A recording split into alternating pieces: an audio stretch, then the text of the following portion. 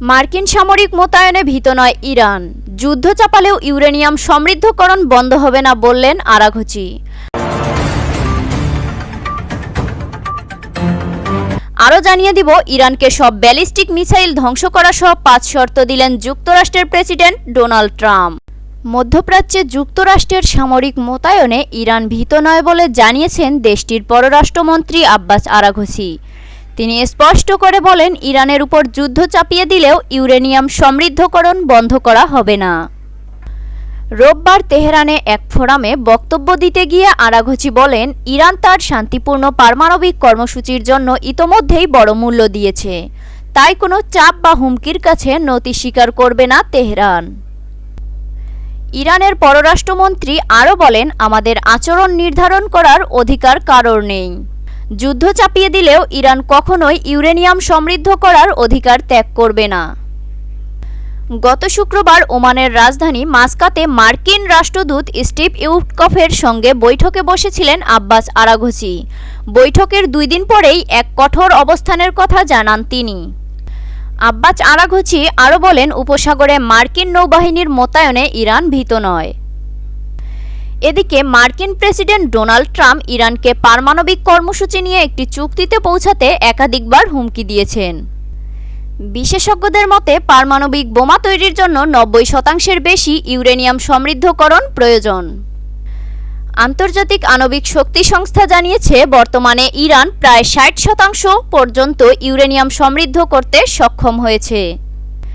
Iran ও যুক্তরাষ্ট্রের এই পরিস্থিতি নিয়ে আন্তর্জাতিক অঙ্গনে উদ্বেগ বাড়ছে, আর কূটনৈতিক উত্তেজনা আরও গভীর হওয়ার আশঙ্কা দেখা দিচ্ছে। বহু অপেক্ষার পর গত শুক্রবার পরোক্ষ আলোচনায় বসে যুক্তরাষ্ট্র ও ইরান। ওমানের রাজধানী মাস্কাটে এ আলোচনা হয়। ইরানিদের সঙ্গে আলোচনায় বসার আগে মধ্যপ্রাচ্য যুদ্ধজাহাজের বিশাল বহর পাঠিয়েছেন ট্রাম্প। এমন চাপের মধ্যে ইরানকে আলোচনায় বসাতে রাজি করতে সমর্থন দিয়েছেন ট্রাম্প। তবে ডোনাল্ড ট্রাম্প ইরানকে দিয়েছেন 5টি শর্ত। ইসরায়েলি সংবাদ মাধ্যম মারিব জানিয়েছেন, যুক্তরাষ্ট্র সরকার ইরানের কাছে 5টি প্রধান দাবি জানিয়েছে। সমৃদ্ধকৃত 400 কেজি ইউরেনিয়াম অন্যত্র সরানো, ইরানের পারমাণবিক অবকাঠামো ধ্বংস করে দেওয়া, ব্যালিস্টিক মিসাইল সক্ষমতা ধ্বংস করে দেওয়া, মিসাইল প্রোগ্রাম বা উৎপাদন বন্ধ করে দেওয়া, সিরিয়া, ইয়েমেন, ইরাক ও লেবাননে যেসব সশস্ত্র মিত্রবাহিনী আছে তাদের সহায়তা বন্ধ করে দেওয়া। আন্তর্জাতিক সম্পর্ক বিষয়ক পর্যবেক্ষণ সংস্থা চাথাম হাউজের পরিচালক ও প্রধান নির্বাহী ব্রনওয়েন ম্যাডক্স, ট্রাম্পের সবচেয়ে ইন্টারেস্টিং দাবি হলো, যেটি মানতে খুবই কষ্ট হবে, সেটি হলো তাদের ব্যালিস্টিক মিসাইল সক্ষমতা ধ্বংস করে দেওয়া। তিনি বলেন, এসব মিসাইল একমাত্র রক্ষা কবচ যেগুলো শত্রুদের হাত থেকে ইরানের সরকারকে রক্ষা করেছে।